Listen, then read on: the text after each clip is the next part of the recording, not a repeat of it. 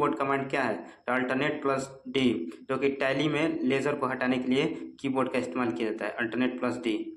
प्रथम पंचवर्षीय योजना का मुख्य फोकस पर था, तो कृषि पर फोकस किया गया प्रथम पंचवर्षीय योजना में। प्रथम पंचवर्षीय योजना 51 से 56 के बीच चला था। यह योजना हैरोल्ड डोमर मॉडल पर आधारित था। इसमें कृषि क्षेत्र की प्राथमिकता दी गई। प्रथम पंचवर्षीय योजना में कृषि की प्राथमिकता। प्रथम पंचवर्षीय योजना जवाहरलाल नेहरू द्वारा प्रस्तुत किया गया था। जवाहरलाल नेहरू द्वारा प्रथम पंचवर्षीय योजना प्रस्तुत किया गया था और प्रथम पंचवर्षीय योजना के उपाध्यक्ष गुलजारी लाल नंदा थे। अर्थशास्त्री के एन राज को इस योजना का वस्तुकार के रूप से जाना जाता है। प्रथम योजना का वस्तुकार के एन राज। प्रथम पंचवर्षीय योजना का लक्ष्य 2.1% सकल घरेलू उत्पाद में वृद्धि थी। द्वितीय पंचवर्षीय योजना में देश की औद्योगिक विकास पर प्राथमिकता दी गई थी। औद्योगिक विकास द्वितीय। पांचवी पंचवर्षीय योजना में कृषि उद्योग और खनन की प्राथमिकता दी गई थी और आठवीं में मानव संसाधन या मानव मॉडल के विकास को प्राथमिकता दी गई थी, आठवीं में। नेक्स्ट, भारत ने पहली बार किस वर्ष ओलंपिक खेल में भाग लिया था? तो 1900 में भारत ने ओलंपिक खेल में भाग लिया था। 1900 में ओलंपिक खेल में भारत भाग लिया था। पहला आधुनिक ओलंपिक खेल 1896 में एथेंस ग्रीस में आयोजित किया गया था।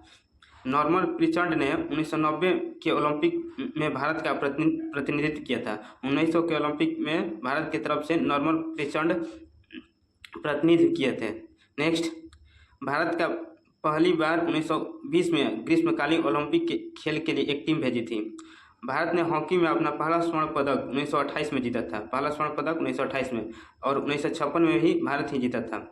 नेक्स्ट, हॉकी का आखिरी स्वर्ण पदक 1980 में मॉस्को ओलंपिक में जीता गया था। आखिरी ओलंपिक हॉकी में स्वर्ण पदक 1980 में मॉस्को ओलंपिक में जीता गया था। 1952 के ग्रीष्मकालीन ओलंपिक में पहलवान केडी जाधव ने स्वतंत्र भारत के पहले व्यक्तिगत पदक जीता था। केटी जाधव पहले व्यक्तिगत पदक जीते थे। मिल्खा सिंह एथलेटिक्स में ओलंपिक में फाइनल पहुंचने वाली पहली भारतीय एथलीट है। मिल्खा सिंह एथलीट्स में पहली भारतीय पहुंची थी।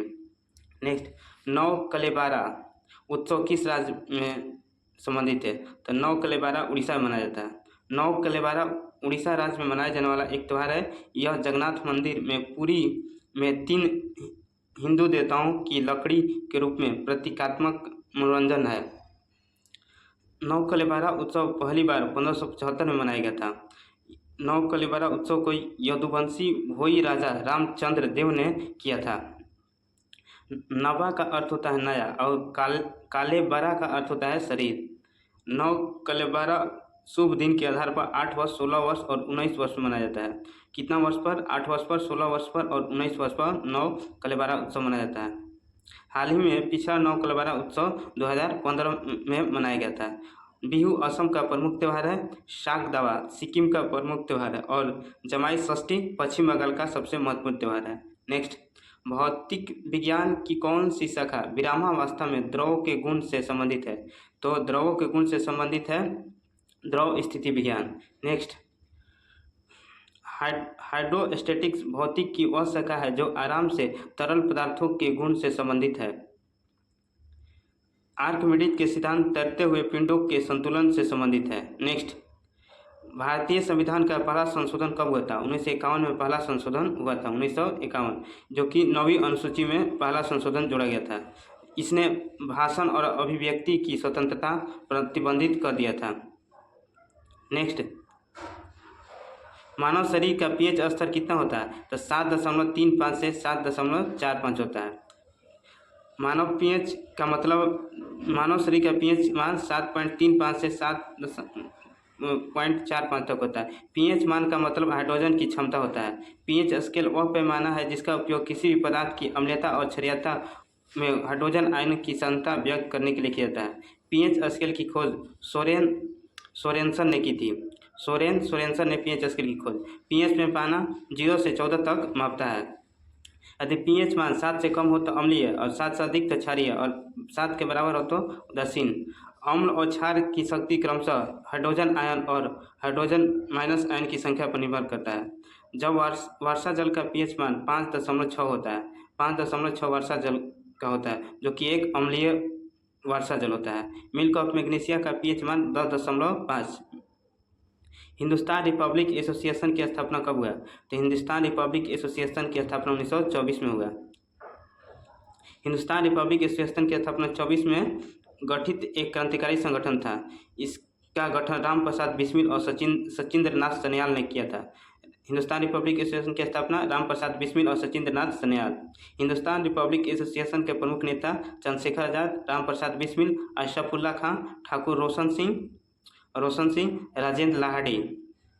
1923 में इलाहाबाद में हिंदुस्तान रिपब्लिक एसोसिएशन के लिए संविधान का मसौदा तैयार किया गया था। हिंदुस्तान रिपब्लिक एसोसिएशन के लिए मसौदा कब तैयार किया गया था? 1923 में मसौदा तैयार किया गया इलाहाबाद में, और 1924 में हिंदुस्तान रिपब्लिक एसोसिएशन का गठन किया गया।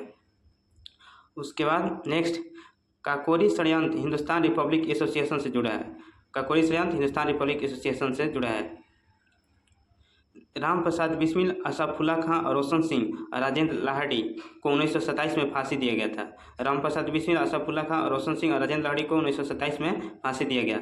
और 27 फरवरी 1931 को चंद्रशेखर आजाद ने खुद को गोली मार लिए। चंद्रशेखर आजाद 27 फरवरी 1931 को खुद को गोली मार लिए।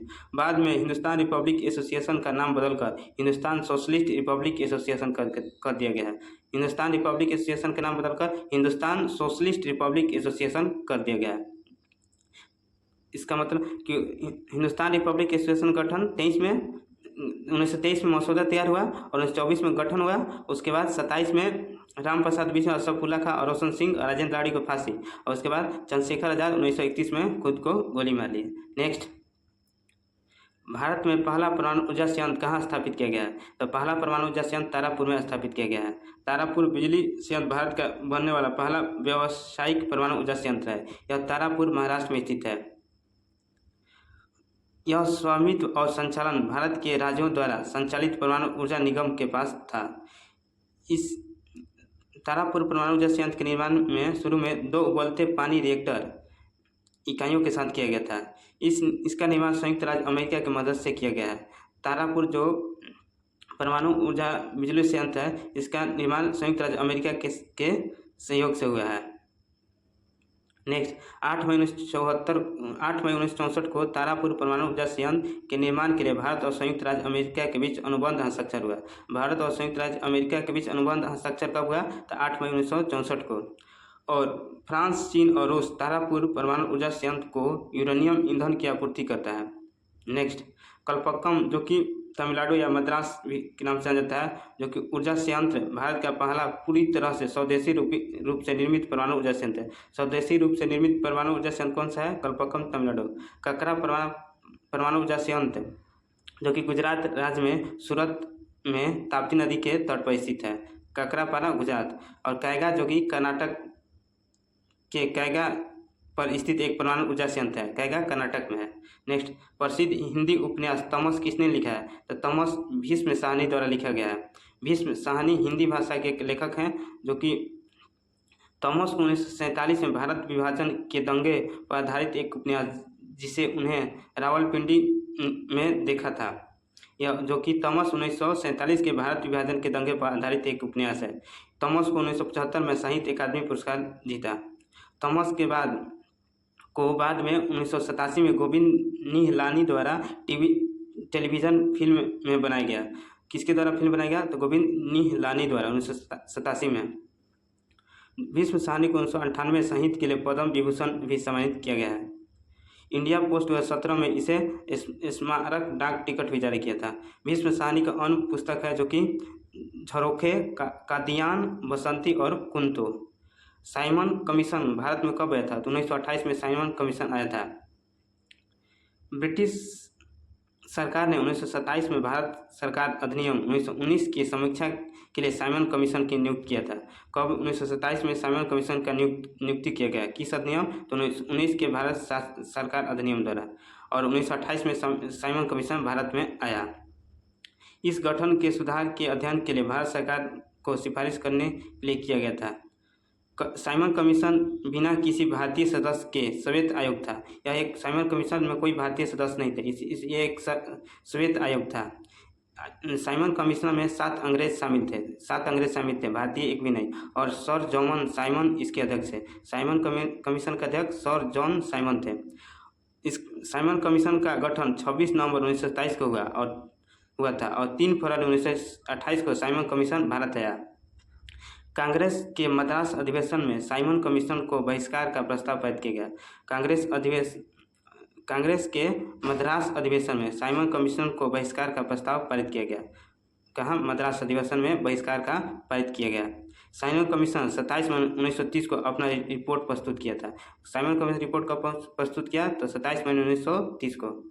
कौन सा उद्योग चूना पत्थर और कच्चे माल के रूप में उपयोग किया जाता है? तो सीमेंट, जो कि चूना पत्थर और कच्चे माल के रूप में उपयोग किया जाता है। CaCO3 कैल्शियम कार्बोनेट का रासायनिक सूत्र है। CO3 कैल्शियम कार्बोनेट है। नेक्स्ट, प्रोग्रामिंग लैंग्वेज जावा द्वारा विकसित किया गया था। तो जेम्स गोसलिंग द्वारा। प्रोग्रामिंग लैंग्वेज जावा किसके द्वारा विकसित किया गया था? जेम्स गोसलिंग द्वारा। जावा एक उच्च स्तरीय ऑब्जेक्टिव ओरिएंटेड प्रोग्रामिंग लैंग्वेज है। जावा का आविष्कार जेम्स गोसलिंग द्वारा किया गया था। जेम्स गोसलिंग को जावा का जनक भी कहा जाता है। जावा को पहले ओक के भी नाम से जाना जाता है। जावा को मूल रूप से सन माइक्रोसिस्टस में विकसित किया गया था। 1995 में सन माइक्रोसिस्टस के जावा मंच के मुख्य घटक के रूप में जारी किया गया था। सांची का स्तूप का निर्माण किसने किया? तो अशोक ने सांची का स्तूप का निर्माण कराया था। सांची का स्तूप अशोक द्वारा निर्मित किया गया था। यह मध्य प्रदेश के रायसेन जिले में है। सांची का स्तूप मध्य प्रदेश के रायसेन जिले में। भारत में सबसे पुराना पत्थर की संरचना माना जाता है। सांची का स्तूप भारत का सबसे पुराना पत्थर की संरचना माना जाता है। इसे 3वीं शताब्दी में के ईसा पूर्व मौर्य सम्राट अशोक द्वारा डिजाइन किया गया था। सांची का स्तूप मौर्य सम्राट अशोक द्वारा 3वीं शताब्दी में किया गया था। सांची स्तूप मोटिव एक विशेषता है जिसे नए 200 रुपये के नोट पर देखा गया। सांची का स्तूप किस पर है? 200 के नोट पर। अशोक मौर्य वंश के एक भारतीय सम्राट थे। अशोक को देवनम प्रिय दार्शी के नाम से भी जाना जाता है। अशोक ने 261 ईस्वी में कलिंग युद्ध पर आक्रमण किया था। 261 में कलिंग युद्ध अशोक ने किया था। अशोक भारतीय इतिहास के पहले राजा थे जिन्होंने पत्थर पर खोदे हुए अपने रिकॉर्ड को छोड़ दिए थे। पहले भारतीय राजा जो पत्थर पर खोदे हुए रिकॉर्ड को छोड़े थे तो अशोक। चाणक्य एक शाही सलाहकार थे जो पहले मौर्य सम्राट चंद्रगुप्त के सत्ता में आने में सहायता की थी। चंद्रगुप्त मौर्य प्राचीन भारत साम्राज्य के संस्थापक हैं। मौर्य साम्राज्य के चंद्रगुप्त मौर्य। बिंदुसार भारत के दूसरे मौर्य सम्राट है। इसके सबसे प्रसिद्ध शासक अशोक के पिता थे। कहा जाता है कि भारत पहला राष्ट्रीय ध्वज 1906 में फहराया था कोलकाता में। 1906 में कहाँ राष्ट्रीय ध्वज फहराया गया था? कोलकाता में। 1906 7 अगस्त 1906 को भारतीय राष्ट्रीय ध्वज फहराया गया। कोलकाता के पारसी बागान स्क्वायर ग्रीन पार्क में फहराया गया था। इसमें ध्वज के लाल, पीले और हरे रंग 3 क्षैतिज पट्टियाँ बना था। जब 7 मई 1916 को झंडा फहराया गया था कोलकाता के पारसी बागान स्क्वायर में, तो उसमें तिरंगा झंडा में लाल, पीला और हरा 3 क्षैतिज पट्टियाँ बनी थी। उस समय सफ़ेद नहीं था, लाल, पीला, हरा रंग था। दूसरी बार मैडम भिका जिगामा 1907 में जर्मनी की स्टुटगार्ट में फहराया था और तीसरी ध्वज 1917 में फहराया गया था। पुष्प में स्त्री केसर है एक मादा जनक अंग। पुष्प में स्त्री केसर एक मादा जनक अंग है। स्त्री के एक फूल को मादा जनक अंग है। स्त्री केसर एक मादा जनक अंग है। स्त्री केसर के फूल को बीजांड उत्पाद भाग है। स्त्री केसर का कार्य पराग प्राप्त करना और बीज उत्पन्न करना। स्त्री केसर का कार्य पराग प्राप्त करना और बीज उत्पन्न करना। नेक्स्ट, परिपक्व अंडाशय का एक फल है जो परिपक्व बीजांड में होता है। पराग पुंकेसर नामक फूल का एक नर भाग है। पराग जो कि पुंकेसर के नामक फूल का एक नर भाग है।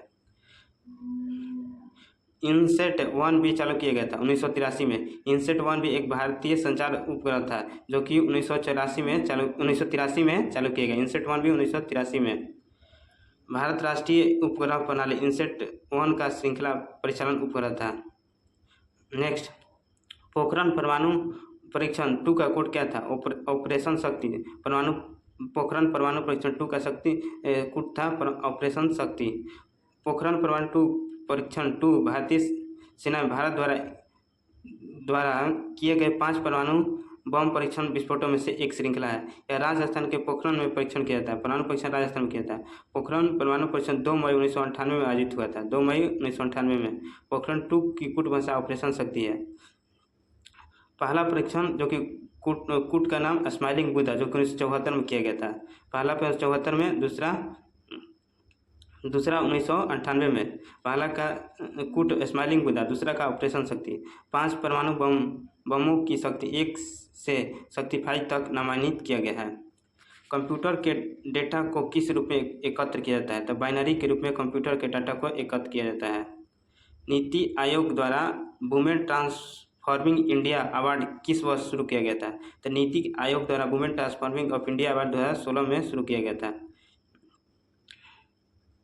संयुक्त राष्ट्र परिषद के कितने अस्थायी सदस्य हैं? तो 10 अस्थायी सदस्य हैं। संयुक्त राष्ट्र परिषद के प्रमुख अंगों में से एक है। संयुक्त राष्ट्र परिषद में 15 सदस्य, टोटल 15 सदस्य, जिसमें 5 अस्थायी और 10 अस्थायी हैं। महासभा 2 वर्ष के कार्य के लिए गैर अस्थायी सदस्यों का होता है। गैर अस्थायी सदस्यों का कार्यकाल जो कि 2 वर्ष का होता है।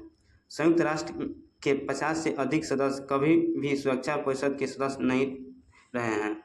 50 से अधिक सदस्य नहीं रहे सुरक्षा परिषद के। अस्थायी सदस्य चीन, फ्रांस, रूस, यूनाइटेड किंगडम और संयुक्त राज्य अमेरिका। धातु के पतले तारों में खींचे जाने की क्षमता क्या कहलाती है? तन्यता। धातु के पतले तारों में खींचे जाने की क्षमता तन्यता। तन्यता बिना टूटे, खींचे या प्लास्टिक के रूप में विकृत होने की किसी पदार्थ की क्षमता होता है। धातु की पतली तार में खींचने की क्षमता होती है। धातु को पतली तार में खींचने की क्षमता तन्यता कहलाती है। सोना सर्वाधिक तन्य धातु है। तन्यता एक अस्थायी विकृति होती है जो तनाव परीक्षण में टूटने के साथ होती है। ताप बढ़ने पर धातु की तन्यता बढ़ती है। ताप बढ़ेगा तो धातु की तन्यता बढ़ती है। और जबकि धातुओं का वह गुण जिसके द्वारा पीट कर पतली चादर बदला जा सकता है उसको आघातवादिता कहा जाता है।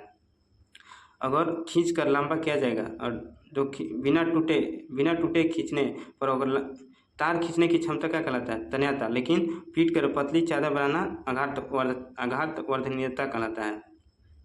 राजा रवि वर्मा एक प्रसिद्ध चित्रकार थे। राजा रवि वर्मा एक चित्रकार थे। 1904 में कैसर ए हिंद स्वर्ण पदक से सम्मानित किया गया था राजा रवि वर्मा को। राजा रवि वर्मा का राजा रवि वर्मा अनुल्लेखनीय का जैसे शकुंतला है, अपने बालों को सजाते नायर लेडी, पापा आते हैं, संगीतकारों की आकाशगंगा, ये सब कृति है। भारत का पहला उच्च न्यायालय स्थापित किया था। कलकत्ता उच्च न्यायालय भारत का पहला उच्च न्यायालय है। यह फोर्ट विलियम से न्यायिक उच्च न्यायालय कहा जाता है। कलकत्ता उच्च न्यायालय अधिनियम 1861 के तहत जारी किया गया था। किस अधिनियम 1861 के तहत? न्यायमूर्ति सुबुनाथ पंडित कलकत्ता उच्च न्यायालय के न्यायाधीश के रूप में पद ग्रहण करने वाले पहली भारतीय थी। कलकत्ता उच्च न्यायालय के प्रथम न्यायाधीश न्यायमूर्ति सुबुनाथ पंडित जो कि पहली थी। उच्च न्यायालय के मुख्य न्यायाधीशों की नियुक्ति राष्ट्रपति करता है। उच्च न्यायालय के मुख्य न्यायाधीशों की नियुक्ति राष्ट्रपति करता है। नेक्स्ट, आरटीआई अधिनियम कब लागू हुआ था? तो अक्टूबर 2005 में आरटीआई अधिनियम लागू हुआ था। अक्टूबर 2005 में आरटीआई कब लागू हुआ? 2005 में। प्रधानमंत्री स्वास्थ्य सुरक्षा योजना शुरू किया गया था 2003 में। प्रधानमंत्री स्वास्थ्य सुरक्षा योजना 2003 में शुरू किया गया था। यह योजना प्रधानमंत्री सुरक्षा योजना जो कि 2003 में शुरू किया गया था। यह योजना मार्च 2026 में अनुमोदित किया गया था। पीएम प्रधानमंत्री सुरक्षा स्वास्थ्य योजना के पहले चरण 2 घटक थे। एम्स के तर्ज पर 6 स्थानों की स्थापना हुई थी। प्रधानमंत्री स्वास्थ्य सुरक्षा योजना के तहत कितने एम्स स्थापित हुआ था? 6 एम्स स्थापित किया गया था। पहला जो कि बिहार में एक पटना पहला एम्स था जो कि स्थापित 2003 में किया गया था। और छत्तीसगढ़ रायपुर में एम्स है, मध्य प्रदेश भोपाल का एम्स है, उड़ीसा का भुवनेश्वर का एम्स है, राजस्थान में जोधपुर और उत्तरांचल ऋषिकेश, ये सब एम्स स्थापित किए गए हैं। 6 प्रधानमंत्री स्वास्थ्य सुरक्षा बीमा योजना 2003 के तहत। नेक्स्ट, अकबर कब सम्राट बना? तो अकबर 1556 ईस्वी में सम्राट बना। अकबर तीसरा मुगल बादशाह था। वह 1556 ईस्वी में मुगल वंश का सम्राट बना था। अकबर का 1556 से 1620 के बीच उप महाद्वीपीय शासन किया था। 1556 से 1605 तक अकबर ने दीन इलाही 1582 में अकबर द्वारा पेश किया गया था। दीन इलाही 1582 में अकबर के शासनकाल के दौरान पानीपत की दूसरी लड़ाई 1556 में इसमें हुआ था। 1556 ईस्वी में दूसरी लड़ाई पानीपत का हुआ था अकबर के बीच। यह हेमचंद्र विक्रमादित्य और अकबर की सेना के बीच हुआ था पानीपत की दूसरी लड़ाई। बैराम खां के नेतृत्व में मुगलों के निर्णायक रूप में लड़ाई जीती थी। 1560 में अकबर ने बैराम खां को शासन को समाप्त कर दिया और 18 वर्ष की आयु में गद्दी पर बैठा था। बैराम खां का शासन कब अकबर समाप्त कर दिया? 1560 में, और 18 वर्ष की आयु में गद्दी पर बैठा। अकबर के शासन के दौरान निर्मित ऐतिहासिक संरचनाएं: आगरा का किला अकबर बनाया, लाहौर का किला अकबर, फतेहपुर सीकरी का किला अकबर, इलाहाबाद के किला अकबर, बुलंद दरवाजा अकबर। निम्नलिखित में कौन सबसे कम उम्र में नोबेल पुरस्कार विजेता है? तो मलाला यूसुफजई सबसे कम उम्र में नोबेल पुरस्कार जीती है। 2014 में उनके नोबेल शांति पुरस्कार मिला था, जो कि पाकिस्तान के है मलाला यूसुफजई। 17 वर्ष की आयु में मात्र उन्हें नोबेल पुरस्कार मिला था 2014 में। कैलाश सत्यार्थी और मलाला यूसुफजई को 2014 में नोबेल शांति पुरस्कार साझा के रूप में दिया गया था। मलाला यूसुफजई के उल्लेखनीय कार्य: हम विस्थापित हैं, शरणार्थी जीवन की सच्ची कहानी, ये मलाला यूसुफजई की है। मलाला की मैजिक पेंसिल, लड़कियों के अधिकार के लिए खड़े होने की मेरी कहानी। पाकिस्तान का पहले राष्ट्रीय युवा शांति पुरस्कार मलाला यूसुफजई को दिया गया था, पहला राष्ट्रीय युवा शांति पुरस्कार। गुल मकई एक मलाला यूसुफजई की जीवन पर आधारित ड्रामा है। मलाला यूसुफजई के जीवन पर आधारित पुस्तक कौन सा है? तो गुल मकई। नेक्स्ट, गोदावरी नदी का उद्गम किस में माना जाता है?